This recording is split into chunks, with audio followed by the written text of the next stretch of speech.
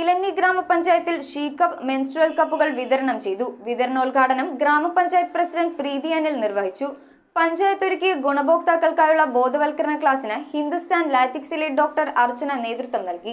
ഇലഞ്ഞി ഗ്രാമപഞ്ചായത്തിന്റെ 2023-24 വാർഷിക പദ്ധതിയിൽ ഉൾപ്പെടുത്തി നടപ്പിലാക്കുന്ന ഷീ കപ്പ് എന്ന മെൻസ്ട്രുവൽ കപ്പുകളുടെ വിതരണോദ്ഘാടനവും ഗുണഭോക്താക്കൾക്കുള്ള ബോധവൽക്കരണ ക്ലാസും ഗ്രാമപഞ്ചായത്ത് പ്രസിഡന്റ് പ്രീതി അനിൽ ഉദ്ഘാടനം ചെയ്തു. 2023-24 പദ്ധതിയിൽ ഉൾപ്പെടുത്തി നമ്മൾ സ്ത്രീകളുടെ സുരക്ഷയ്ക്കും ഏറ്റവും കൂടുതൽ എനിക്ക് തോന്നുന്നു നമ്മളെ ഏറ്റവും ഒരു സ്ത്രീയെ സംബന്ധിച്ച് ഏറ്റവും കൂടുതൽ ടെൻഷനും ഉത്കണ്ഠ അല്ലെങ്കിൽ വേദനിക്കുന്ന ഒരു കാലഘട്ടം നമ്മുടെ ജീവിതത്തിൽ ഒഴിച്ചുകൂടാൻ പറ്റാത്തതുമായ കുറച്ച് ദിനങ്ങളാണ് മെൻസ്ട്രുവൽ പീരീഡ്. ആ സമയത്ത് നമ്മൾ പണ്ടുകാലങ്ങളിലുള്ള തുണി, പിന്നെ അത് കഴിഞ്ഞ് സാനിറ്ററി പാഡുകൾ വന്നു. ഇപ്പോൾ മെൻസ്ട്രുവൽ കപ്പ് ഒരു 10 മുമ്പ് തന്നെ വിദേശ രാജ്യങ്ങളിൽ നിന്ന് അവിടെ ഉണ്ടായിരുന്നു. നമ്മളുടെ കേരളത്തിലേക്ക് കുറച്ച് കാലഘട്ടം എന്നുള്ള രീതിയിലാണ്. ഇപ്പോഴാണ് നമ്മൾ പരസ്യങ്ങളിലൂടെയൊക്കെയാണ് നമ്മളിത് കൂടുതൽ കാണുന്നത്. പക്ഷെ ഇപ്പോഴും നമ്മളെ പോലുള്ള പലർക്കും ഇത് ഉപയോഗിച്ചാൽ അലർജി ഉണ്ടാകുമോ, അല്ലെങ്കിൽ ഇതിൻ്റെ ശുചിത്വത്തെക്കുറിച്ചും ഒക്കെ നമുക്ക് വളരെയേറെ വേദനിക്കുന്ന അല്ലെങ്കിൽ ഉത്കണ്ഠയോടുകൂടി കാണുന്ന ഒരു കാര്യമാണ് ഈ മെൻസ്ട്രുവൽ കപ്പിൻ്റെ ഉപയോഗം എന്നുള്ളത്.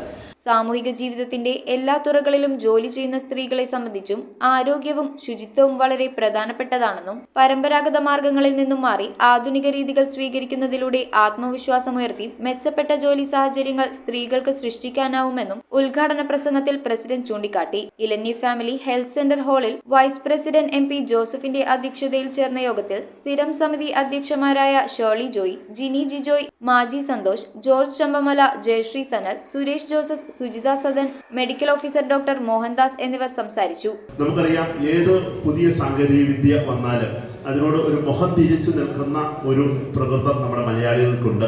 കമ്പ്യൂട്ടർ വന്നപ്പോഴും നമ്മൾ മുഖം തിരിച്ചു നിന്നു, ട്രാക്ടർ വന്നപ്പോൾ നമ്മൾ മുഖം തിരിച്ചു നിന്നു. അങ്ങനെ ഏത് ഇത് വന്നാലും നമ്മൾ മുഖം തിരിച്ചു നിൽക്കുന്ന ഒരു സവിശേഷത എന്ന് പറയാൻ പറ്റിയല്ല. ഏതായാലും മലയാളികൾക്ക് അങ്ങനെ ഒരു രീതിയുണ്ട്.